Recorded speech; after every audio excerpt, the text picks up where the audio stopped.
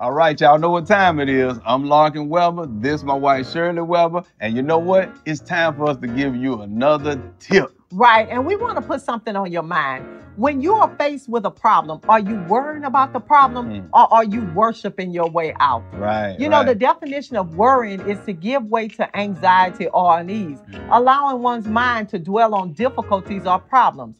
We all have situations that come up in our life, and some situations can be overwhelming, but the word tells us how to withstand the trials, and it also warns us about the trials. That's right. In Psalms 34:19, it says, the righteous goes through many troubles. Then here's the promise. It says, but the Lord will deliver us from them all. Right. When you go through life worrying, then you are not dependent on the Lord. You are dependent on your own ability to fix the problem. That's right. That's good. In 1 Peter 5:7, it says, casting all your cares upon the Lord, for he cares for you. In Deuteronomy 31:6, it says, be strong and of good courage. Do not fear nor be afraid, for the Lord your God, he is the one who goes with you. That's right. He will never leave you nor forsake you. God's word is full of victory, but we have to believe what it says.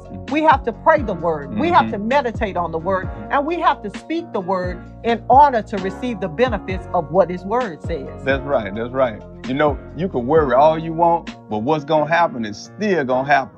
You know, tomorrow is still going to take care of itself. So why mess up your today? The more you worry, the worse you feel. You can't pray and worry at the same time.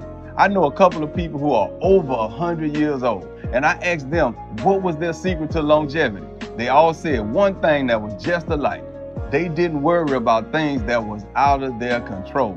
Now, as a parent, I understand why children don't worry. It's because they know that all the responsibility, all the burden falls on their parents. Now, if that's the case, then shouldn't we do the same thing to our Father who is in heaven? There are many scriptures that tell us that our Father wants to take on all of our burdens, and he tells us to cast our cares on him.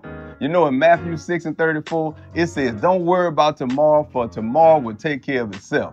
It says that each day has enough trouble of its own. So let's stop worshiping the problem and start worshiping the problem solver, the one who has the answers to it all.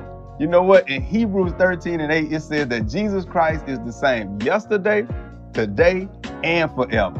That means that he will be doing the same thing tomorrow that he has been doing before time existed. So if you have any questions about the future, just look at your past. And if he brought you through it then, you know what? Don't worry, he'll bring you through it tomorrow. Now, that was a good tip for you today. I know it. Right. And if you like what you heard, visit our website and leave us a comment. And you can also find more teaching segments by going to YouTube and type in Weber's Teaching Tips. Right. We also have 2 motivational self-help books along with audio books and teachings available. Right, right. And if you would like us to come out and be a part of your next event, then leave us a message at gottobedifferent.com. And you know what we always say, to make a difference, you have to be different.